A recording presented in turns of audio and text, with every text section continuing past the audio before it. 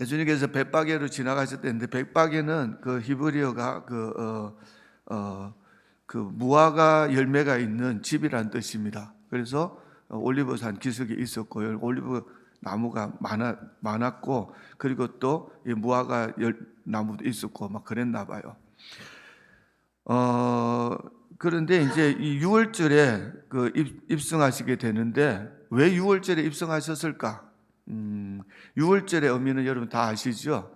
이스라엘 백성들이 이제 애굽에 400년 넘게 이제 종살이 하고 있었는데 하나님이 모세를 보내가지고 이제 출애굽 시킵니다. 그래서 10가지 재앙으로 치시는데 9가지 재앙으로 치셔도 이게 그 바로 왕이 강박해가지고 백성들을 보내지 않으니까 마지막 10번째 재앙이 뭐냐니까 모든 집에 있는 장나물 갖다가 막 그게 막 사람이든 가축이든 하여튼 처음 난 거는 다 죽여버리는 거죠. 그래서 죽음의 천사를 보내니까 그러면 이스라엘 백성 집안에서도 맏아들이 다 죽게 된 거죠.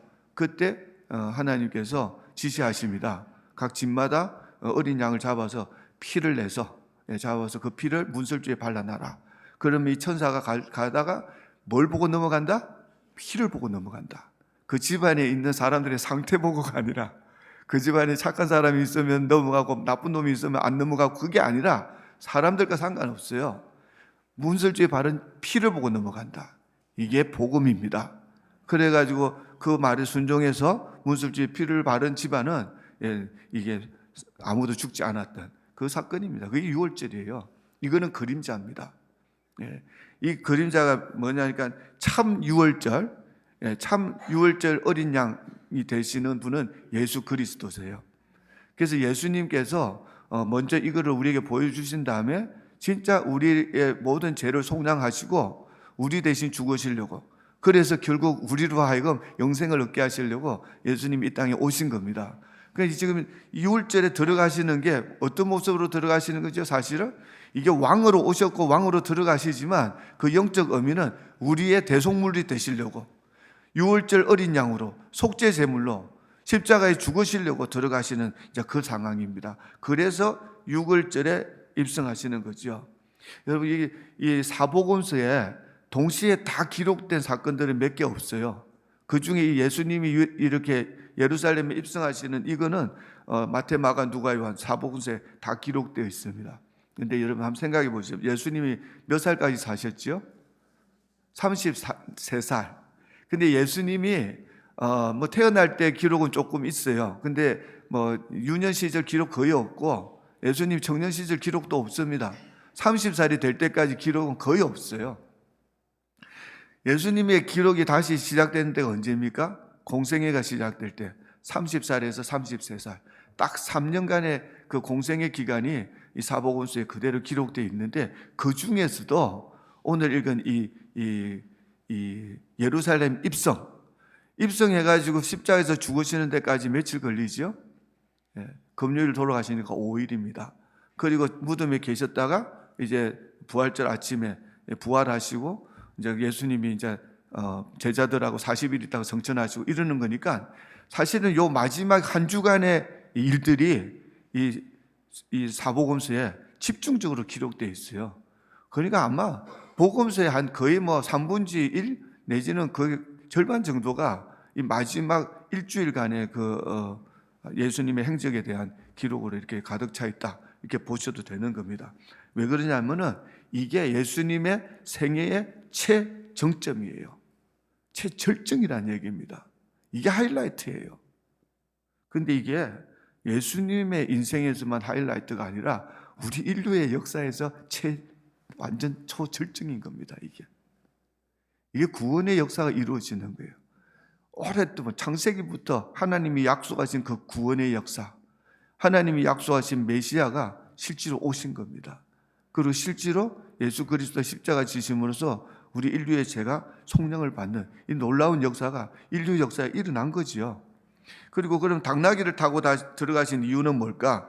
당나귀가 예수님이 겸손해서 당나귀를 타신 이유도 있지만 이것도 예언을 이루시기 위한 건데, 당나귀를 누가 탔지요? 옛날에 왕들이요, 보통은 전쟁 나갈 때는 말을 탔습니다. 흰 말이든 검은 말이든 아주 큰 말을 타고 전쟁을 하지만 평화 협조, 평화 협약 그러니까 평화를 선포하러 나갈 때는 말을 타지 않고 당나귀를 탔어요. 그리고 솔로몬 왕도 이제 왕으로 이렇게 세워질 때 말을 태우지 않고 당나귀를 태워서 갔습니다. 그러니까 왕이 타는 거예요, 이게. 그리고 이거는 특별히 스가랴서 9장 9절의 말씀을 성취하기 위한 건데 그게 이렇게 예언이 되어 있습니다. 시온에 따라 크게 기뻐할지다. 내 왕이 내게 임하나니 그는 공의로움의 구원을 베풀며 겸손하여 나귀를 타며 나귀의 작은 새끼를 탄다. 나귀 새끼를 타고 가신다. 이렇게 얘기했습니다. 그래서 예수님은 겸손과 평화의 왕으로 오셨다는 거죠. 예수님이 처음 2000년 전에 오실 때는 우리를 심판하러 오신 게 아닙니다. 우리를 구원하러 오셨어요. 그러니까 하나님은 우리와 관계를 회복하기 위해서 하나님의 아들 예수를 이 땅에 평화의 왕으로 보내셨다는 거죠. 그래서 겸손하게 이제 그 나귀 새끼를 타고 그 입성하신 거지요.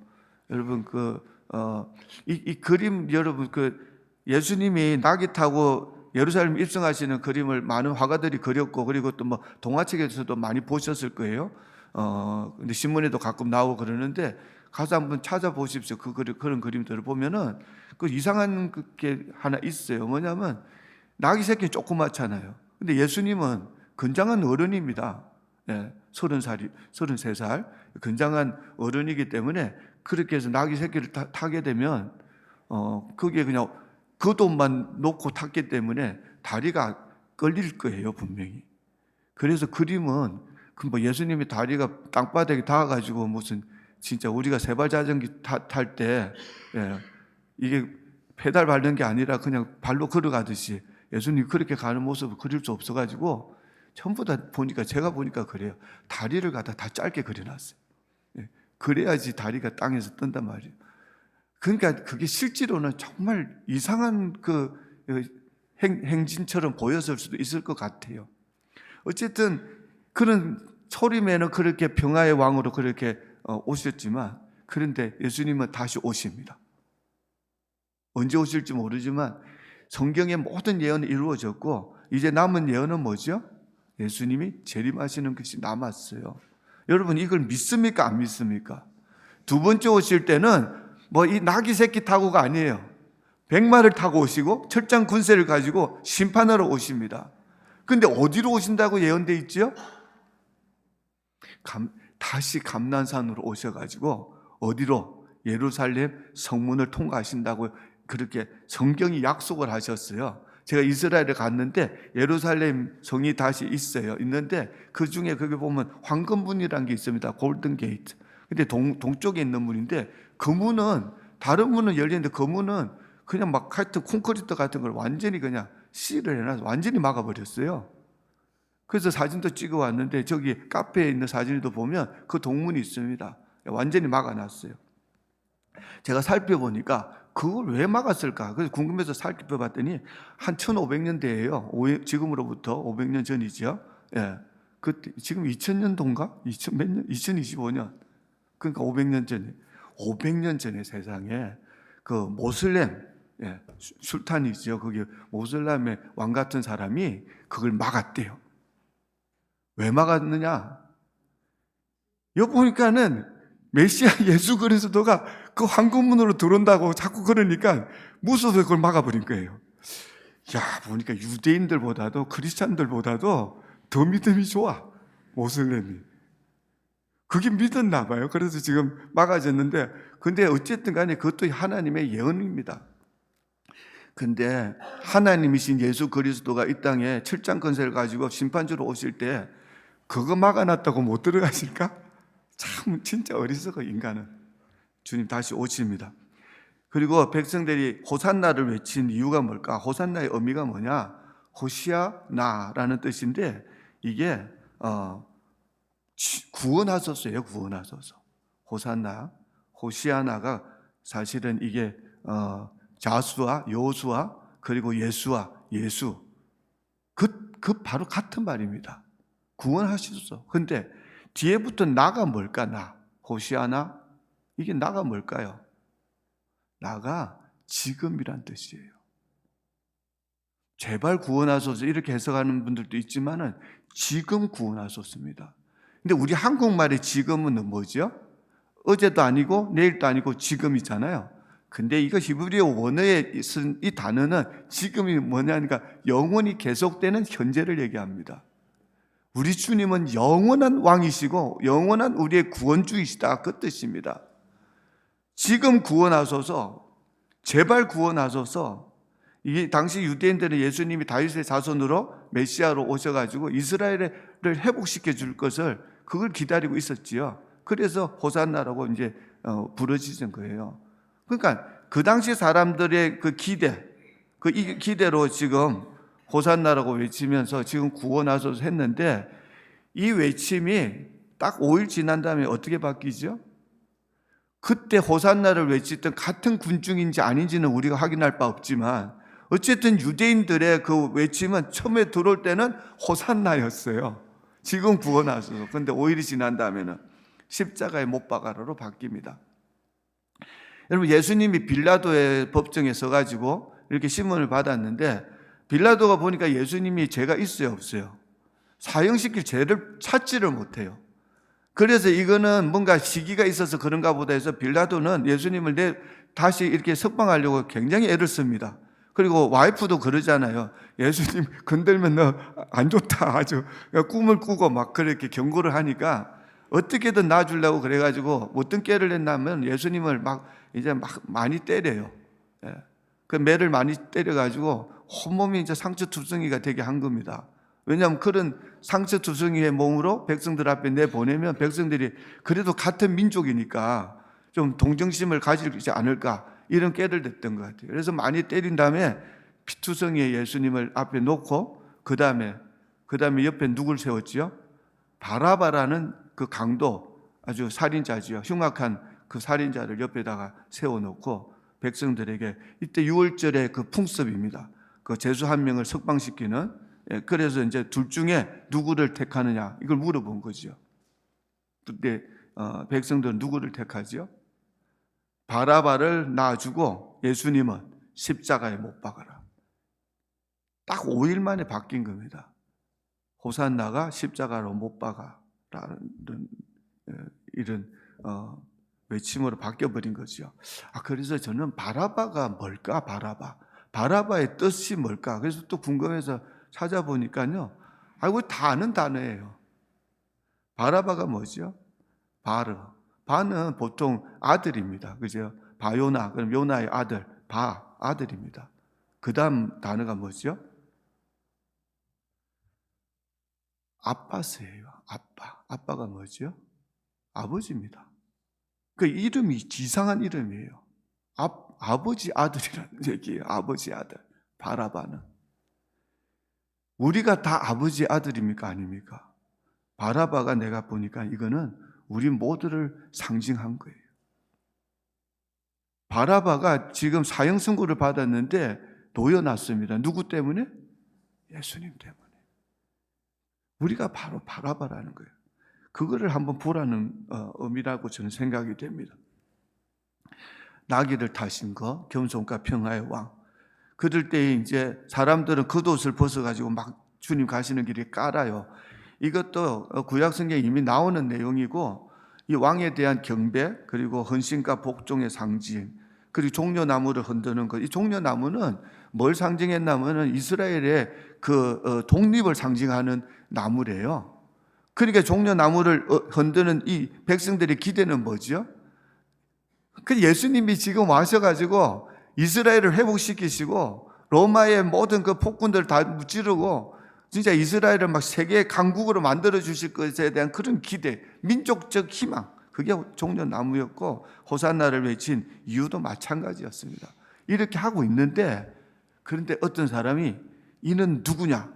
마태복음 21장 10절 말씀이죠. 보니까 도대체 이해가 안 되는 거예요. 막 그렇게 백성들은 호산나 외치고 난리인데 들어오는 예수님의 모습을 보니까 조그만 나귀 새끼 타고 말이에요. 옆에 호위 군사도 없이 달랑 12명의 제자들 데리고 이렇게 들어오는 이 모습을 보니까 이해가 안 되는 거죠. 이분이 과연 정말 우리 이스라엘을 갖다가 회복시키고 이 나라를 로마의 그 폭정으로부터 구원할 수 있는 사람일까? 이런 의문이었는지, 이는 누구냐? 이걸 물은 겁니다. 여러분, 이게 바로 오늘날 우리들이 해야 될 질문인 줄 믿습니다. 과연 예수는 내게 누구냐는 거죠. 그래서 오늘 말씀에서 몇 가지로 보려고 그러는데, 예수가 누구냐? 여러분, 그러니까 저에게 예수는 누굽니까? 예수는 첫째, 말씀을 보니까 스가랴 9장 9절의 예언의 말씀과 똑같아요. 예수는 왕이십니다.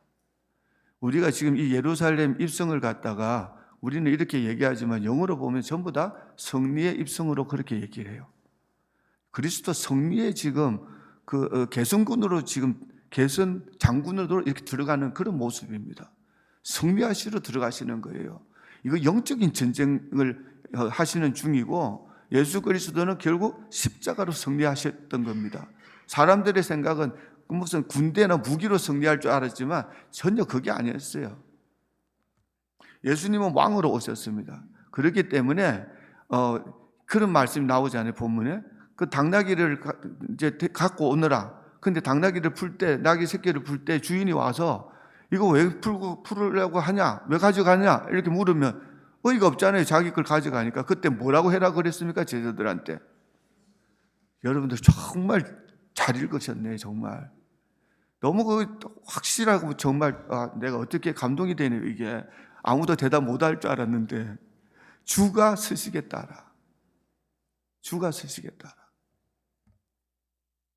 백성들이 겉옷을 깔고, 그것도 왕의 길을 준비하고 자신을 낮추는 그런 행위고, 하여튼 어떤 마음에 오해는 있었지만 자기들이 원하는 왕이 아니어서 나중에 십자가에 못 박아라 했지만, 어쨌든 예루살렘 입성할 때 이 모든 백성들의 마음이 뭐였느만 왕으로 그렇게 영접한 게 맞다는 얘기입니다. 그런데 예루살렘이 뭘 의미할까? 예루살렘은 바로 우리 마음을 얘기하는 겁니다. 예수 그리스도가 내 마음에 입성하는 걸 생각해 보셔야 돼요. 백성들은 예루살렘의 왕으로 입성하시는 걸 환영했는데 결국 자기 기대대로 안 된다고 해가지고 예수님을 십자가에 못 박아버렸습니다. 그런데 우리 마음에 입성하신 이 예수 그리스도를 우리는 어떻게 할 것인가? 내 마음의 왕자에 앉혀야 될 줄 믿습니다. 내주하는 그리스도, 모든 것을 주관하신다. 이게 우리 삶의 결론이 돼야 돼요. 이게 우리 모든 복잡한 생각, 모든 갈등, 고민, 걱정, 염려를 단번에 없애는 유일한 방법입니다. 그리스도가 나의 왕이 되시는 순간 내 모든 고생은, 그런 고민, 문제는 순식간에 해결되는 거예요. 이거는 꼭 길 잃은 양이 목자를 만난 것과 똑같은 겁니다. 예수님을 왕으로 고백하면 되는데, 고백한다는 게 무슨 뜻일까요? 모든 삶의 결정권을 주님께 맡기고 드린다는 그 뜻입니다. 예수님이 마태복음 28장 18절에 가서 이런 말씀입니다. 예수께서 나와 일러 가라사대 하늘과 땅의 모든 권세를 내게 주셨으니, 뭐죠? 이 세상의 왕이 아니라 하늘과 땅의 모든 권세를 가지신 절대적인 왕이시라는 얘기입니다. 왕 중의 왕이세요. 지금도 이 세상의 모든 지리권자들, 왕이 됐든 대통령이 됐든 누가 세우고 누가 그걸 내리고 하십니까? 사람이 하는 것 같습니까? 하나님이 하시는 일이에요. 그래서 내가 주님 앞에 이렇게 이 백성들이 겉옷을 내려놓는 그 모습을 우리는 그 영적인 의미를 알아야 됩니다. 내가 예수 그리스도 나의 왕으로 모신다 그랬으면요, 나는 결정권을 예수께 맡긴 것이고, 그리고 그와 함께 겉옷을 벗어 드리는 겁니다. 이 당시 겉옷은요, 그분들에게는 생명과 같은 거였어요. 그게 다였습니다. 밤에도 그거 겉옷을 덮고 자야 되고, 그 겉옷이 말하자면 그들의 자존심이었어요. 그게 내 모든 자존심, 그리고 앞으로의 내 모든 계획, 그리고 내가 한다는 모든 판단까지도 주님 앞에 드리겠다. 이게 왕으로 모신다는 겁니다. 제가 많은 부흥회를 가봤지만 그 중에서도 조현삼 목사님이라고 계세요. 감자탕 교회 그런 책으로 유명하신 분인데, 이분이 달라스에 와가지고 부흥회를 한번 했었습니다. 굉장히 오래전 얘기예요. 그때 부흥회를 가가지고 정말 은혜를 많이 받았지만 딱 한마디, 내 평생에 안 잊어지는 말이 있었어요. 이 목사님이 그때 이런 말씀을 하셨어요. 자기도 이제 이렇게 교회를 이제 뭐 개척을 했는지 하여튼 뭐 후임으로 왔는지 그것도 기억이 안 나는데 하여튼 교회를 막 잘해보려고 어떻게든 이걸 좀 부흥시키려고 정말 막 불철주야 노력을 많이 했는데 아무리 해도 안 되더래요. 너무 힘들고 너무 고통스럽고 그래서 고민하다가 어느 날 딱 깨달았대요. 안 되는 이유를. 그리고 그날 그걸 실행했대요. 뭘 실행했느냐? 자기 목을 그냥 댕강 잘라버렸대요. 진짜로 잘랐다는 게 아니라 머리를 없앴다는 거예요. 내 머리를 떼고 그러면 그 자리에 누구 머리가 들어오죠? 예수 그리스도를 내 머리로 받아들였다는 거죠. 정말 그렇지 않습니까? 교회의 머리는 그리스도요. 우리는 몸이고 그 몸에 붙은 지체들일 뿐입니다. 머리가 결정하잖아요. 내가 결정하고 살았으니까 그렇게 힘들었다는 거지요. 실수도 많고. 근데 내 머리를 딱 떼놓고 예수님이 탁 내 머리가 대주시니까 모든 결정은 누가 하죠? 예수님이 하시고 책임은 누가 질까? 예수님이 지시고. 그러고 나니까는 순종만 하니까 얼마나 편해졌는지 모른대요, 인생이. 근데 제가 그 말을 왜 그렇게 내가 기억하느냐 하면 내가 제일 존경한다기보다도 부러워하는 목사님 중에 한 분이 조윤선 목사님이었거든요. 뭐가 부러웠느냐? 지혜가 부러웠어요. 그분이 하는 일들, 하는 행동이나 뭐 하는 결정들은 너무 지혜로운 거예요, 다. 정말 내가 봐도 하나님이 기뻐하실 것만 같은 그런 결정들만 하신 거예요. 그 책도 제가 읽어보니까 다 그래요. 그래서 어떻게 이런 지혜를 가질 수 있었을까? 그때 그 부흥회 가서 해답을 얻은 겁니다. 그게 예수를 왕으로 모시는 사람들의 모습입니다. 우리 교회도 이런 분이 있는 줄 믿습니다. 그리고 두 번째, 예수는 나의 구원. 그가 누구인가 하는 이 질문 앞에서 첫째는 뭐? 예수는 나의 왕이라고 고백해야 돼요. 두 번째, 예수는 나의 구원자이시다. 메시아라는 그 표현입니다. 여러분, 예수가 나의 구원이라는 얘기는 나는 그러면 뭐로 산다는 얘기일까요? 나의 구원 대신 우리 주님의 은혜로 산다는 고백입니다. 우리는 은혜로 사는 거예요. 지금 구원하소서. 물론 예수님은 이 백성들의 기대를 충족시켜 주시진 않아요. 왜냐하면 그건 너무 차원이 낮아. 그런 기대 충족시키려면 예수님이 이 땅에 오실 이유도 없어요. 그냥 하나님으로서 얼마든지 우리의 이 복을 주신다든지 이런 모든 병을 치료해 주는 하나님으로서 언제 하셨던 일이에요. 구약 성경에도 다 있습니다. 근데 진짜 복은 이 현세적인 복이 아니거든요. 우리는 어차피 빈손으로 왔다 빈손으로 가고 이 땅에서 살다가는 죽어요. 그러나 우리가 땅에서 행한 모든 행사는 기억할 사람도 없습니다. 어떻게 보면 무에서 무로 끝나는 게 인생 같은 거지요. 그러니까 우리의 모든 그 삶의 고민도 죽는 순간 없어져요, 안 없어져요? 죽어가지고 무덤에서도 계속 고민할 사람은 없단 말이지요. 그러니까 진짜 근본적인 문제, 근본적인 구원은 뭘까? 죽음을 극복하는 것인 줄 믿습니다. 죄 문제를 해결하는 것이라는 거죠. 예수님은 이 한 가지를 위해서 이 땅에 오신 겁니다. 그래서 십자가를 통해서 근본적인 구원을 이루어 주신 것이요. 그러기 위해서 예수님이 하신 일이 오늘 읽었지만 들어와서 하신 일이 성전을 청소하는 일을 하신 겁니다. 예수님이 공생애를 시작할 때 성전을 청소하셨어요. 그리고 예수님이 이제 이 십자가를 앞두고 또 한 번 성전을 청소하십니다. 두 번 성전을 청소하세요. 이유가 뭘까? 우리가 그걸 좀 생각을 해봐야 됩니다. 왜 예수님은 이 공생의 시작과 끝을 성전을 청결케 하는 일로 그렇게 하셨을까? 그거는 그러면 성전을 청소하는 것이 중요한 일 같아요? 별로 중요하지 않는 일 같아요? 예수님의 그 공생에 있어서 가장 중요한 일들이었다고 그렇게 말하고 있는 겁니다. 성전을 청소하는 것. 성전은 뭐 하는 곳이다? 만민이 모여서 기도하는 곳이다. 기도는 왜 합니까? 하나님의 은혜를 구하는 것이 기도인 줄 믿습니다. 그러니까 이 구원이 결국은 말하자면 이런 외적인 무슨 상황이나 환경이 바뀌는 걸 구원이라고 하는 것이, 그건 세상 사람들이 말하는 구원이고, 하나님이 우리에게 주시기를 원하는, 십자가를 통해서 우리에게 주시는 원하는 근본적인 구원은 하나님과 우리와의 끊어진 관계가 다시 회복되는 것인 줄 믿습니다. 하나님의 원수가 하나님의 자녀가 되는 거, 그래야 기도가 되잖아요. 하나님의 원수가 하는 기도를 하나님 들으시겠습니까? 하나님의 자녀의 기도를 들으시는 줄 믿습니다. 그러니까 관계 회복이 가장 중요한 핵심이라는 거죠. 이 성전이 얘기하는 게 뭡니까? 예루살렘 성전을 청결케 하는 것. 이거는 만인이 기도하는 집인데 너희는 이 강도의 구류로 장사하는 집으로 만들어 놨구나. 이걸 갖다 예수님이 안타까워 하신 거지요. 여러분, 주님이 말하는 그 참 성전은 우리 마음인 줄 믿습니다. 우리가 성전이에요. 예수님이 공생에 처음에 깨끗게 한 거, 우리 마음. 십자가를 앞두고 다시 한번 깨끗게 하는 것도 우리의 마음. 지금 사실 우리가 이제 고난 주간이라 하잖아요. 오늘 종료주일부터 부활절까지 이 고난 주간은요 전통적으로 회개의 기간으로 삼고 있습니다. 이때는 회개하는 날이에요 지금. 그래서 금식도 해야 되고, 그래서 고난 주간 우리가 특세를 또 시작하잖아요. 화요일부터.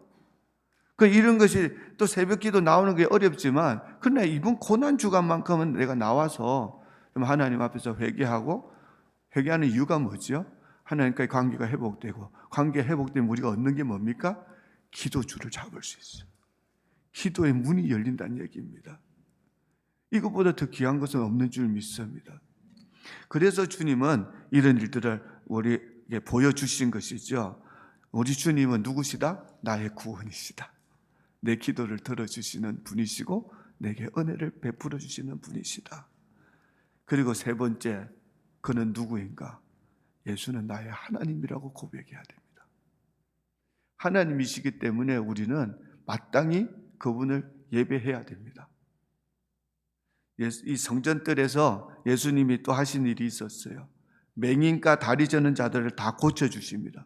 병자들을 그냥 고쳐주세요. 이거를 통해서 예수님께서 보여주신 게 뭐죠? 예수 그리스도가 하나님이신 걸 보여주셨습니다. 예수는 우리의 죄를 다 용서해 주실 뿐만 아니라 그 죄의 결과로 온 우리의 모든 비극적인 상황들도 주님은 다 전환시키시고 병도 치료해 주시고 가난한 자를 부하게 해 주시고 이런 역사가 일어나는 줄 믿습니다. 그럴 때에 어린 아이들이 또 갑자기 등장해서 뭐라고 얘기합니까? 호산나 다윗의 자손이요. 어린 아이들 얼마나 순진해요.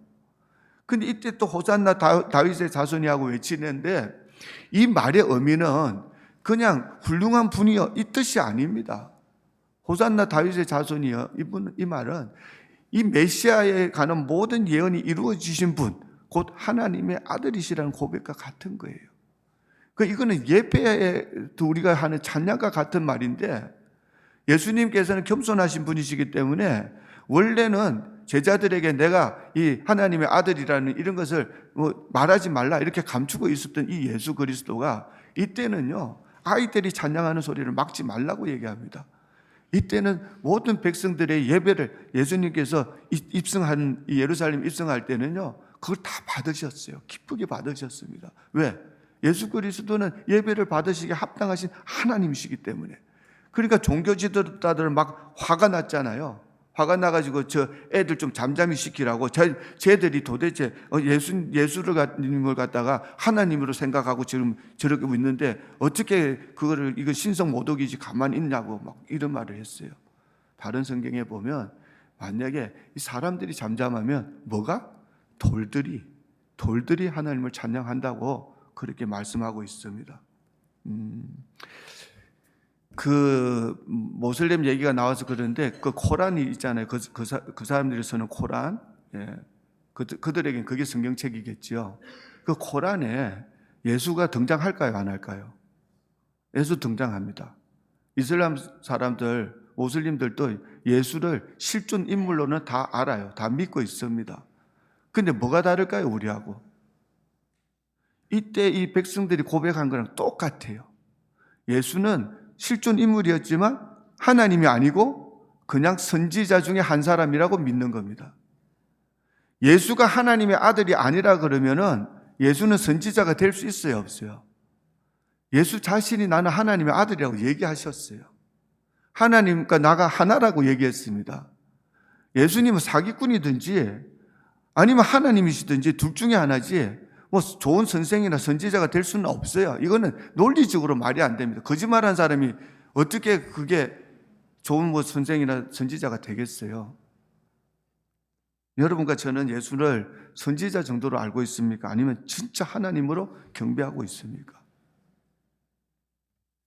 아이들의 이 호산나 찬양은 얼마나 진실하고 순전했을까 한번 상상해 보시기 바랍니다. 우리 마음에는 너무 많은 것이 있어요. 복잡한 생각으로 가득 차 있습니다. 이스라엘 백성들은 자기들이 원하는 그런 어떤 왕을 구했고 그 기대에 맞지 않으니까 이제 그 예수를 배척하게 된 것이고, 오늘날 예수 믿는 우리들 중에도 이런 그 당시 예수님을 영접했던 그 이스라엘 사람들과 비슷한 사람들이 너무너무 많아요. 예수님은 나의 왕이시고 나의 구원자이십니다. 그리고 나의 하나님이십니다. 만약에 우리가 이 예수 그리스도에 대한 이 생각, 그리고 그리스도에 대한 믿음이 정말 그냥 종교적이고 세속적이고, 그리고 나의 위주고 이기적이고, 그렇게 해서 나한테 잘해주는 모든 것을 내 기도에 다 응답해 주시고 내가 원하는 방향으로 다 해주는 그런 하나님을 내가 믿겠다고 그러면, 여러분과 우리가 많은 하나님을 만들어내는 거고, 그건 우상입니다. 이제 그런 우상을 만들어 놓고 그분을 하나님이라고 생각하고 믿게 되잖아요.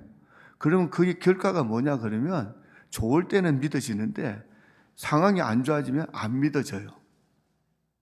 그러니까 이런 사람들의 결과가 어떻게 될까요? 믿는데 기쁨이 없고, 감사가 없고, 감동이 없고, 능력이 없고, 마지막에는 결국은 배신밖에 없는 겁니다. 여러분, 우리 주 예수 그리스도는 우리의 모든 것이 되시는 분이십니다. 저는 이런 소망을 봐요. 소망. 무슨 소망이냐 그러면, 오늘 같이 우리 조신호 집사님이 이렇게 기도할 때, 그때도 저는 소망을 봐요. 우리 교회에 소망을 봅니다. 조신호 집사님 얘기를 해서 제가 미안한데, 사실이 그러니까 조신호 집사님이 감정이 있는 사람이에요, 없는 사람이에요? 여러분 평소에 보면 제가 보니까 좋아하는 것도 없고, 싫어하는 것도 없고, 슬퍼하는 것도 없고, 기뻐하는 것도 없고, 맨날 똑같아요.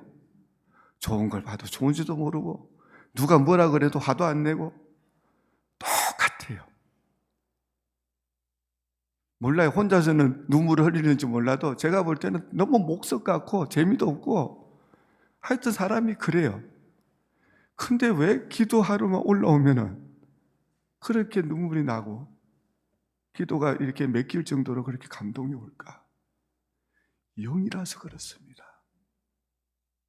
여러분, 감정, 그것도 다 우리를 속일 수 있어요. 근데 영은 속이지 않습니다. 그래서 저는 소망을 보는 거예요. 가짜도 있지만 진짜도 있어요. 우리 교회 진짜들이 있습니다. 물론 가짜도 있어요. 우리는 오늘 또 호산나 찬양을 불렀어요. 또 부를 겁니다. 근데 호산나 찬양은 아무나 할 수 있어요. 근데 진짜 예수가 누구인지를, 예수가 나의 왕이시고 나의 하나님이시고 나의 구원주이시다, 유일한 구세주이시다, 이걸 갖다가 정말 믿어져서 호산나를 외치는 분들, 그런 분들이 돼야 될 줄 믿습니다. 이분들의 삶에는 많은 어려움이 따를 수밖에 없어요. 왜? 세상은 진짜를 미워합니다. 그래서 내 삶에 어려움과 고통이 따를 때 하나님께 감사해야 될 줄 믿습니다. 그리고 진짜들은 어려울 때 하나님께 더 감사해요. 그게 억지로 하려고 그런 게 아닌데 정말 그렇게 됩니다. 그러니까 이런 것을 우리가 좀 생각하고, 다시 한번 제가 정리해 드릴게요. 예수는 누구인가? 예수는 나의 왕이십니다. 나의 왕이면 나는 그분에게 순종해야 돼요. 순종이 뭐냐? 삶의 주권을 주님께 드리는 것입니다. 주께서 서시겠다 하면 그대로 순종하는 거지요. 이게 첫 번째. 두 번째는 예수는 나의 구원이시다. 그러면 나는 예수님의 은혜로 살아야 돼요. 정말 은혜로만 살아야 돼요. 그리고 은혜로 살기 위해서는 어떻게 해야 된다? 내 마음의 성전이 깨끗해져야 돼요. 마음의 성전이 깨끗해지니까 기도가 열리는 거죠. 그래서 기도로 살아가요. 그리고 세 번째가 예수는 나의 하나님이라는 고백이 있어야 됩니다. 말만 하는 게 아니라 예배해야 돼요. 하나님이시기 때문에 예배 받으시기 합당하고 하나님이 나를 만드신 목적도 예배를 받으시기 위함이니까 나는 예배자로 창조된 것을 깨달아야 됩니다. 전심을 다해서 하나님을 예배해야 돼요. 신령과 진리로 예배해야 됩니다. 그리고 나는 이 예수 그리스도를 나의 하나님으로 전능하신 하나님, 주권자로 내가 고백하고 그렇게 하나님을 그렇게 대해야 돼요. 그렇게 했을 때에 하나님께서는 그 전능하신 능력으로 나를 사랑해 주시고 덮어 주시고 보호해 주시고 병을 치료해 주시고 문제를 해결해 주시고 나의 하나님 되심을 그 아버지의 능력을 통해 가지고 그 나의 하나님 살아계신 증거를 친히 보여주실 줄 믿습니다. 이런 간증을 갖고 사시는 여러분 되시기를 예수의 이름으로 축원합니다.